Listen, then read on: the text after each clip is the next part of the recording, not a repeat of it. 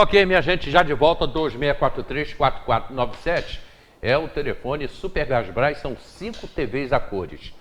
O Jorge Godinho, Jorge Godinho, tá aqui. Ele mora ali em Araras. Ele está falando o seguinte, que está sendo levado, tudo aquilo que está sendo retirado de dentro do rio, está sendo posto na rua, aliás, tem 2 montanhas de terra, de lixo ali. Ele está muito preocupado com isso, está pedindo... desde ontem que ele está falando isso com a gente, pedindo uma ajuda para ver se retira aquilo dali. Ele até deu uma sugestão que ali, beirando o rio, é do lado da Casa de Cultura, do lado da igreja. Sim, sim, do lado da igreja. Rua Beira Rio. A Rua Beira Rio, que agora é a Rua Josefa, Dona Josefa. E aí ele está pedindo se pode tirar aquele lixo dali, que é muita coisa. Vou passar essa informação para o INEA, lá para a Secretaria de Meio Ambiente, pedir para que eles possam ir lá e ver como é que resolve isso da melhor maneira possível. Que não vai ficar ali, eu sei que não. Sim, porque sim. Não tem como. Claro. Aquilo ali é um depósito momentâneo. Agora vamos falar de política. Bora. Como é que está o município? O que você pretende politicamente? Qual é a tua ideia? Tá? Não só a nível de Teresópolis, mas a nível do estado do Rio. O debate está colocado já há um tempo. Eu tenho, vez ou outra, o próprio Diário faz matérias e coloca aí os futuros prefeitáveis. Meu nome sempre aparece nesse cenário, até porque eu fui candidato na eleição passada e, publicamente falando aqui, eu sou pré-candidato. Eu sou pré-candidato a prefeito, tenho colocado meu nome, tenho feito um trabalho de formiguinha, é um trabalho de construir grupo, um trabalho de construir projeto, e eu estou muito confiante. Assim, essa é uma relação que, antes de mais nada, nasce na tua própria relação de confiança pessoal, né? Você próprio acreditar na possibilidade de um projeto de mudança de uma cidade. Mas, antes de qualquer coisa, eu acho que a grande discussão que a gente tem que fazer em torno desse processo, que ano que vem está aí, já está chegando, é que projeto de cidade nós queremos. Eu acho que essa é a grande discussão, porque a gente às vezes fica discutindo o nome A, o nome B. Claro, meu nome está colocado, como eu disse aqui para você, né, e vou reafirmar, e agora pretendo, obviamente, passar, né, lá na frente para a convenção partidária, ser efetivamente oficializado, e a partir daí poder a campanha oficial começar. Eu e, obviamente, outras pessoas na cidade que pleiteiam esse mesmo espaço. Mas eu não estou pleiteando esse espaço, não coloco meu nome porque eu tenho uma vaidade ou porque eu acho que eu tenho que ser prefeito. Eu coloco diante de um diagnóstico, de que eu faço política, a gente acabou de falar aqui, desde que eu tinha 17 anos de idade, na década de 90, e fiz política muitas vezes em Teresópolis, fiz política em outras cidades, fiz política pelo estado afora, né, em Brasília. Então eu pude percorrer, Hélio, muitas cidades, eu pude percorrer o Brasil, eu pude conhecer outras cidades fora do Brasil, e entender o que Teresópolis tem como potencialidade e o que Teresópolis precisa avançar para efetivamente encontrar ou reencontrar o seu grande caminho. Teresópolis é uma cidade que é tem uma identidade, uma marca muito positiva fora de Teresópolis.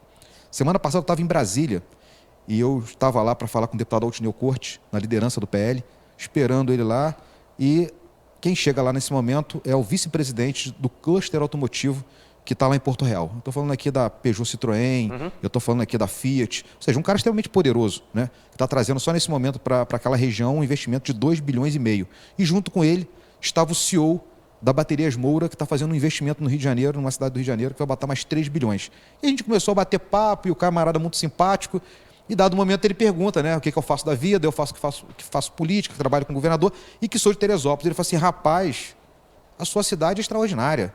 Eu passava as minhas infâncias lá em Teresópolis, a minha adolescência no Higino, eu ia nos bailes de carnaval. Como é que anda Teresópolis? Que há muito tempo eu não vou a Teresópolis, tem mais de 20 anos que eu não vou a Teresópolis. Aí a gente começa a conversar, e aí você percebe assim, como é positiva a nossa imagem de Teresópolis para fora da cidade. Agora, a gente que vive aqui a nossa realidade, a gente sabe das nossas dificuldades. E, infelizmente, muitas vezes a gente, por erros, e muitos erros, a gente vai ser evidenciado na mídia nacional por um problema do lixão que pegou fogo, por um problema de um rio que transborda, por um problema de deslizamento, né, em determinados bairros, e a gente deixa de evidenciar aquilo que a gente tem de positivo. Então, Teresópolis tem muitas coisas positivas. Teresópolis tem a maior empresa de informática do estado do Rio de Janeiro, a 5ª maior do Brasil, que é a Alterdata, e ali foi uma história que todos nós de Teresópolis vimos. O Vladimir é literalmente um Steve Jobs de Teresópolis, é um cara que começa na garagem da casa, monta uma lojinha, monta outra coisinha e vai chegando e monta esse império chamado Alterdata. A gente olha para Bebidas Comari seu Mozart e família, e a gente olha a mesma história. Um camarada que vendia cachaça no alambique, que sai por aí trabalhando, e esse camarada vai montar esse império, né, que tem hoje aqui chamado Arbo ou Bebidas com Maria, como queira se falar, que inclusive vai resgatar, né, uma cerveja que tem mais de 100 anos, e essa cerveja hoje está conhecida nacionalmente. Eu tive, Hélio, a oportunidade de um dia entrar numa churrascaria no Rio de Janeiro, encontrar um monte de japoneses tomando cerveja Teresópolis, e eu não entendi nada, com um conjunto de uns 30 japoneses ali sentados e falavam inglês e não sei o quê. Eu falei, o que esse pessoal... Eu fiquei curioso. Depois eu fui saber que ali estava sendo negociada a marca da cerveja Teresópolis pela Coca-Cola.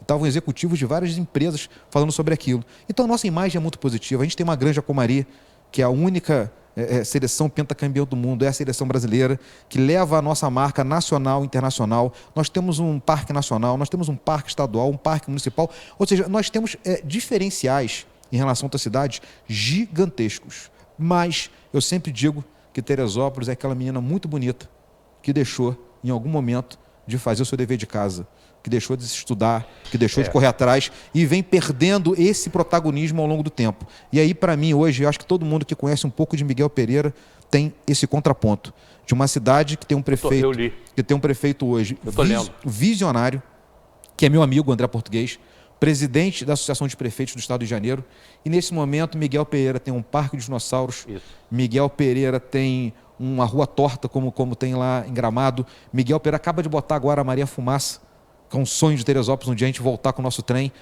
hoje, obviamente, como um trem turístico. Miguel Pereira está montando um complexo hospitalar gigantesco.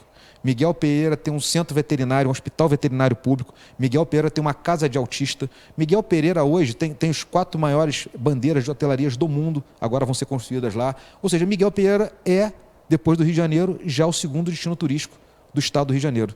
E para chegar em Miguel Pereira, você tem que pegar a Dutra, entrar por dentro de Japeri, subir aquela serra para chegar lá. Teresópolis está a 80 quilômetros do aeroporto. Uma estrada boa. Que mais traz turistas para o Brasil, que é o aeroporto Galeão. O Rio de Janeiro é a porta de entrada do turismo. E a estrada nem se fala. A estrada fabulosa, com uma serra belíssima. Então, eu digo o seguinte, a gente tem todas as potencialidades do mundo. Teresópolis, para mim, é o exemplo do que acontece no Brasil. Porque você tem um país como a Arábia, que você não tem água, e você está no deserto, e produzir política pública lá é muito difícil. Você está na África, e você tem a dificuldade toda de alimentos que a África tem, e você produzir comida num lugar como aquele, é muito difícil. Agora, você morrer de sede, de fome no Brasil, é uma contradição enorme. Então, assim, você em Teresópolis não está desenvolvido, a cidade não está desenvolvida hoje para geração de pleno emprego. Por exemplo, Miguel Pereira hoje tem pleno emprego. Não há desemprego na cidade de Miguel Pereira. E aí eu conversando um dia com o prefeito, falei, André, deixa eu te fazer uma pergunta aqui, se você fosse prefeito de Teresópolis? Ele falou, Alex, eu nessa hora, no mínimo, eu era o técnico da seleção brasileira.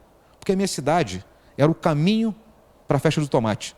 As pessoas iam ao Partido de Alferes e passavam por aqui. Eu, em 6 anos, tirei uma cidade do zero e construí essa cidade nova, a Nova Gramado do Rio de Janeiro. Falou, imagina vocês lá com aquela visita do Dedo de Deus, com o Parque Nacional, com muitas coisas, com uma estrutura instalada, com uma história belíssima de presidentes da República que moraram aqui, de presidentes da República que estiveram aqui. Enfim, agora a gente precisa conjugar. Não adianta a gente ter tudo isso a nosso favor e a gente ter efetivamente um projeto, na minha opinião, que nos últimos 40 anos passa governo, sai governo, entra governo, um derrota, outro ganha, que efetivamente não conseguiu encontrar um caminho.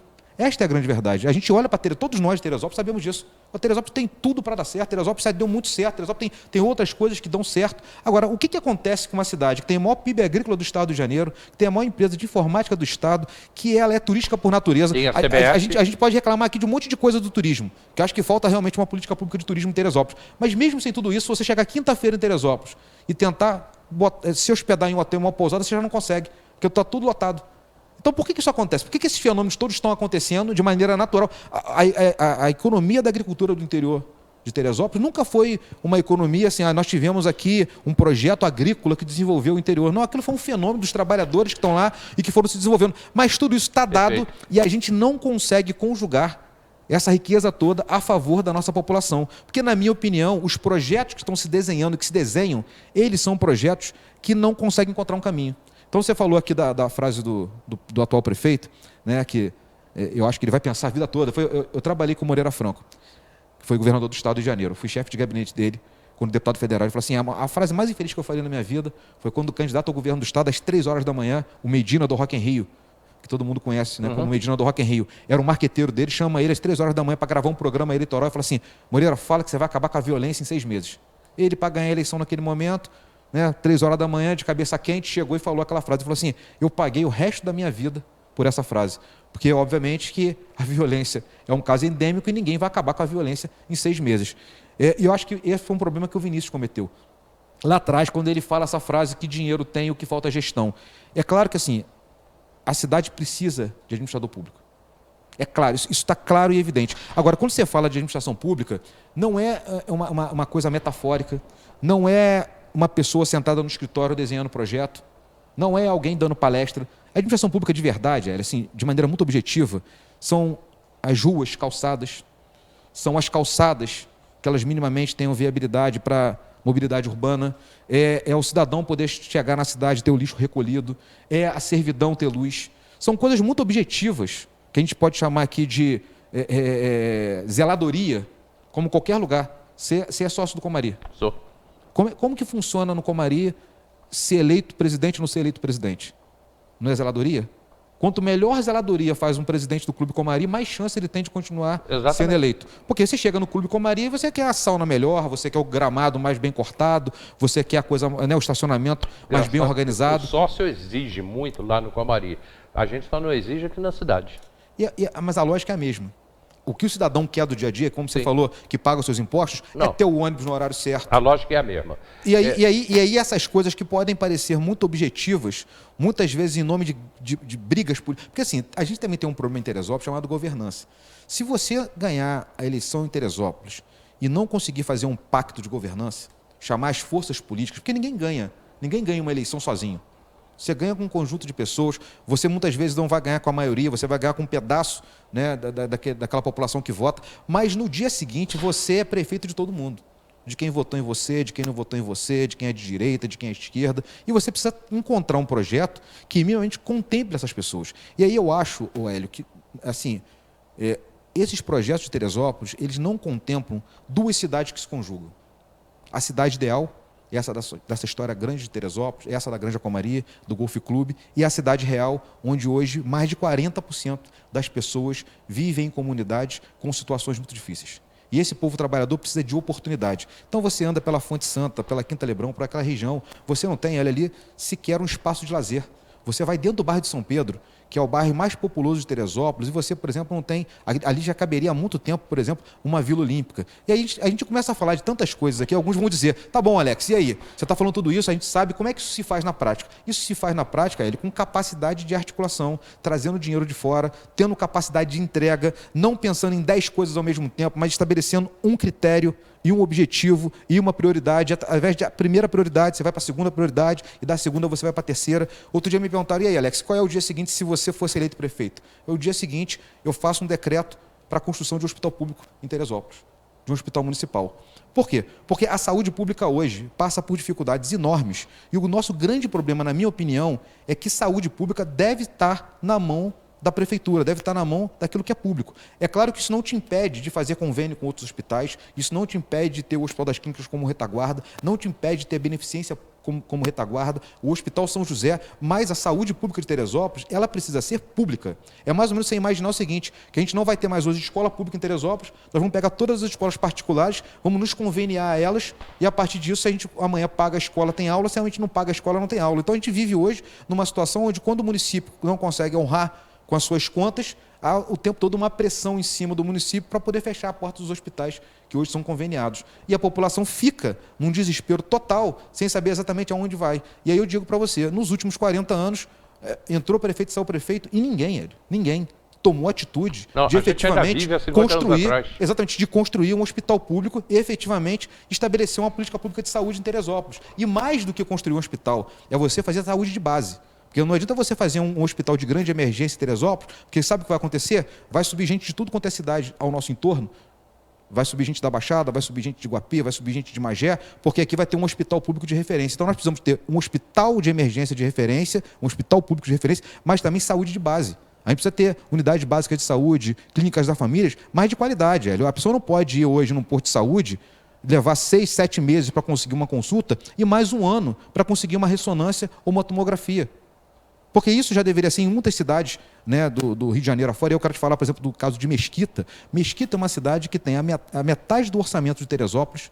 Mesquita tem a mesma população de Teresópolis. Mesquita é uma cidade muito mais pobre que a gente e hoje tem 100% da saúde, da sua cobertura de saúde básica atendendo a sua população, com clínicas especializadas. Então você chega lá hoje, você faz a consulta agora, ele já sai com o exame na mão. Você já sai com o exame na mão e ao mesmo tempo você vai lá, faz ressonância, faz tomografia. Isso nós estamos falando de Mesquita, que é uma cidade muito mais pobre que a gente. Então por que a gente erra nisso? Porque a gente está pegando o nosso recurso público e está colocando de maneira errada. Então, isso tudo que eu estou falando para você é a falta de um projeto claro e objetivo de onde nós queremos atacar. E depois, por fim, eu quero te falar, não adianta a gente pensar em saúde, pensar em educação, pensar em mobilidade urbana, pensar em asfalto, se a gente não pensar em como que a gente vai fazer para gerar recurso para isso. E esse recurso, quem gera não é a prefeitura. Quem gera recurso para que a população possa ter benefícios, chama-se emprego, renda e desenvolvimento econômico. Se a gente não tiver emprego nessa cidade, não adianta que nada mais vai funcionar, porque imposto não nasce na árvore.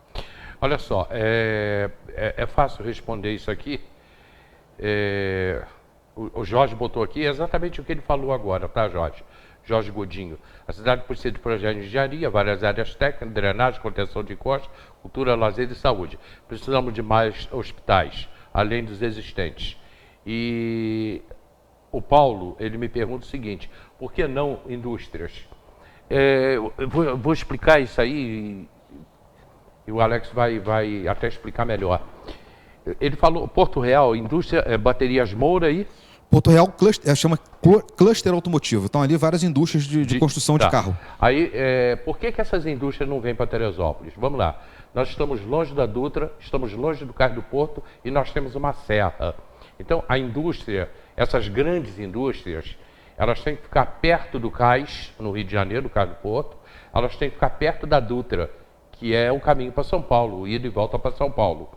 Tá? E não pode ter uma serra como nós temos aqui. Portanto, hoje, por exemplo, Rio Bonito e Itaboraí são ótimos locais para essa... Aliás, já tem indústria se instalando lá. Hélio, mas assim, você está falando...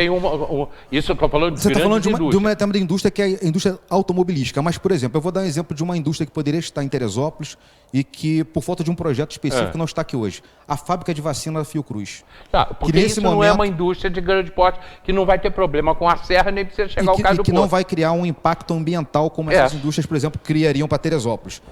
E, na minha opinião, seriam ruins nesse sentido de você não ter um equilíbrio sustentável para Teresópolis. Mas uma fábrica de vacina, por exemplo, como está em Fiocruz, que é um investimento de mais de 2 bilhões de reais, ela poderia ter sido pleiteada para Teresópolis. Nós temos uma tradição, nós temos uma faculdade de medicina. Nós temos muita gente formada nessa área, nós temos muitos enfermeiros e pesquisadores nessa área de medicina. Nós temos terrenos em Teresópolis, nós temos o interior com terrenos enormes. Nós temos hoje um parque industrial sendo criado dentro de Teresópolis. Então, se a gente trabalha, e aí eu digo, não adianta só deputado federal vir aqui ter voto em Teresópolis, o cara vir aqui jogar um futebol, né, dizer que é senador e ter voto em Teresópolis. A gente precisa entender que essas figuras que são nacionais, elas precisam nos ajudar a articular o que nós queremos. Mas nós precisamos dizer para elas o que a gente quer. Porque se a gente chegar hoje para os nossos senadores e os nossos deputados federais que têm voto em Teresópolis e falar o que nós queremos hoje é pleitear uma fábrica de vacina da Fiocruz, isso possivelmente poderia estar em Teresópolis. Nós temos aqui a Alterdato, como disse. Por que a gente não montar um parque tecnológico, por exemplo, ou de audiovisual, como a gente fica, às vezes, muito saudosista do Festival de Cinema, da década de 50 e 60. Toma atitude concreta. Pega a Sudantex, ao invés de a gente ficar pensando num monte de projeto que não vai a lugar nenhum, e pensa que aquilo pode ser um parque tecnológico ou um parque na área de audiovisual, por exemplo, que gera muito dinheiro, que as pessoas não têm noção do que é o cinema, do que é a televisão, do que é uma Globoplay ou uma indústria como a Netflix, por exemplo, que se você pensar num polo de audiovisual, você pode trazer esse tipo de indústria, que é uma indústria limpa, a indústria da criatividade. Então tem muitas possibilidades de indústrias. Agora, uma coisa é importante. Por exemplo, nós perdemos em Teresópolis, Hélio, nos últimos 30 anos, mais de 10 mil postos de trabalho em indústrias. Nós tivemos a Sudantex fechada, nós tivemos a Spabra fechada, a Mil Suíça fechada, e eu não me lembro, até perguntar ao Vanderlei, que é um historiador da cidade, se tem algum artigo em algum jornal de algum político da época, de algum prefeito da época, que tenha feito um discurso defendendo essas empresas, ou tenha ido a Brasília um dia conversar com o presidente, ou com o ministro, ou com o secretário de Desenvolvimento Econômico. E aí vamos lembrar que o Dornelles, que foi senador e vice-governador do Estado do Rio de Janeiro, durante muitas vezes foi ministro de Desenvolvimento Econômico, ou seja, um camarada do Rio de Janeiro, que algum político de Teresópolis, naquele momento, eu estou falando aqui de quem ocupou o cargo executivo, tenha procurado esse debate, por exemplo, para defender as nossas indústrias que estavam em Teresópolis. Porque se você está falando aqui de indústria automotiva, Hélio, se fosse no ABC Paulista, que a Ford ou a Volkswagen fechasse uma fábrica, ou se lá em Porto Real hoje, alguma dessas indústrias automobilísticas falar que vão fechar, o prefeito imediatamente vai para Brasília, vai para a fábrica da Volkswagen procurar trabalhar para que isso não aconteça. E a gente perdeu 10 mil postos de trabalho quando Teresópolis tinha uma população de aproximadamente 100 mil pessoas. Eu estou falando aqui, Hélio, de aproximadamente 15 mil empregos da população economicamente ativa dessa cidade. E, obviamente, que neste mesmo período, Teresópolis se torna a cidade mais favelizada do estado de Janeiro. E isso não foi à toa.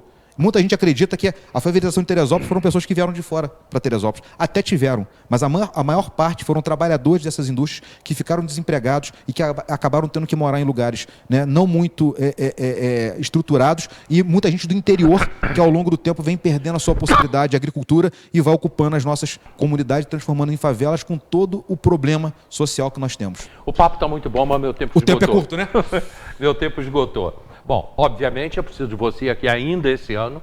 Eu sei que o ano estou à disposição, estou à disposição. Nós precisamos de você aqui ainda esse ano, que a gente tem muita coisa para falar da nossa cidade, da nossa terra. Você é filho de Teresópolis, você mora em Teresópolis e você está lutando pela nossa Teresópolis lá no governo do estado. Posso fazer só um jabazinho rápido? Sim. Coisa rápida? Lógico.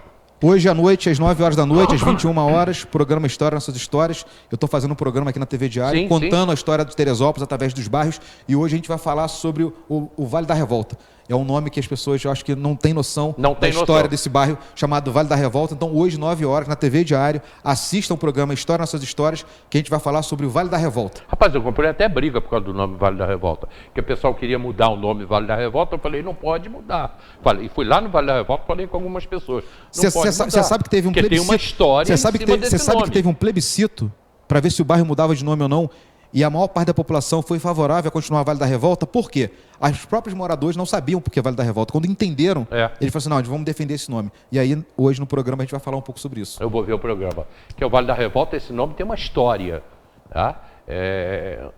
Uma história e tem a ver, só dar um spoilerzinho, com Teresópolis não ter se tornado a capital do estado do Rio de Janeiro.